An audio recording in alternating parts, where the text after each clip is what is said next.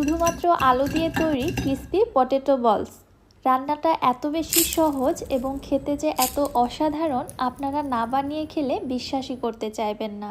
আসসালামু আলাইকুম everyone, welcome back to my channel.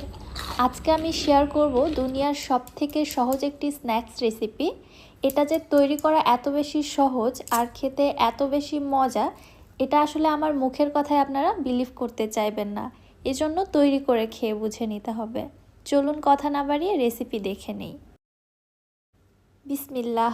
ফার্স্টে এখানে আমি 5টি কাঁচা আলু নিয়েছি।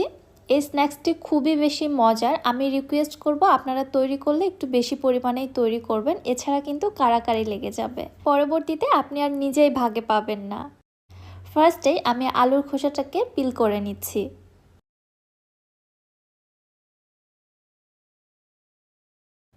সবগুলি আলুর খোসাটাকে ভালোভাবে পিল করে নেওয়ার পরে এখানে একটি মিক্সিং বলে আমি নিয়েছি পর্যাপ্ত পরিমাণে পানি। এই পানির উপরেই আমি আলুগুলোকে গ্রেট করে ফেলবো, এছাড়া কিন্তু আলুগুলো কালো হয়ে যাবে। আমি একটি চিকন গ্রেটার দিয়ে আলুটাকে গ্রেট করে নিচ্ছি।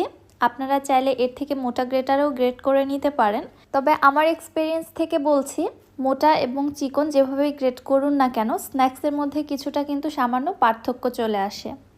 আমি এর আগে মোটা ছিদ্রযুক্ত গ্রেটার দিয়েও গ্রেট করে স্ন্যাক্সটি তৈরি করেছিলাম, তবে আমার কাছে এইটা বেশি মজা লেগেছে। সবগুলো আলু খুব ভালোভাবে গ্রেট করা হয়ে গিয়েছে, দেখতেই পাচ্ছেন।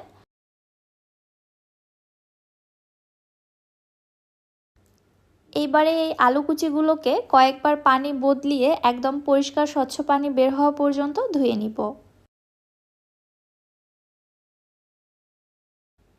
দেখতেই পাচ্ছেন একদম ক্লিন পানি বের হওয়া পর্যন্ত আলুগুলোকে আমি খুব ভালোভাবে ধুয়ে ক্লিন করে নিয়েছি।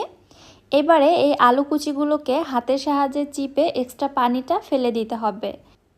চেষ্টা করবেন এইভাবে চেপে চেপে যতটা পানি ফেলে দেওয়া যায়, তাহলে স্ন্যাক্সগুলো তৈরি করা যেমন সহজ হবে, তেমনি স্ন্যাক্সগুলো অনেক বেশি ক্রিস্পি হবে। আমি খুব ভালোভাবে চেপে নিয়েছি, চেপে অন্য একটি পাত্রের মধ্যে ট্রান্সফার করে নিচ্ছি। দেখুন আলু কুচিগুলো কত বেশি ঝুরঝুরে হয়েছে, এর মধ্যে কিন্তু কোনো এক্সট্রা পানি নেই। এবারে আমি এর মধ্যে দিয়ে দিচ্ছি 1 চা চামচ মরিচের গুঁড়া। ঝালটা আপনারা আপনাদের পছন্দ মতো দিয়ে দিতে পারেন। 1/4 টিস্পুন দিচ্ছি সাদা গোলমরিচের গুঁড়া, 1/2 চা চামচ হলুদের গুঁড়া এবং স্বাদ মতো লবণ। আমি এখানে সাদা গোলমরিচের গুঁড়াটা ব্যবহার করেছি, আপনারা চাইলে কালো গোলমরিচের গুঁড়াটাও ব্যবহার করতে পারবেন। এখানে সবশেষে দিয়ে দিলাম 1/3 কাপ কর্নফ্লাওয়ার। কর্নফ্লাওয়ারের পরিবর্তে এখানে অন্য কোনো কিছুই ব্যবহার করা যাবে না, কর্নফ্লাওয়ার দিয়ে এই স্ন্যাক্সটি তৈরি করতে হবে। এবারে আমি সব কিছু খুব ভালোভাবে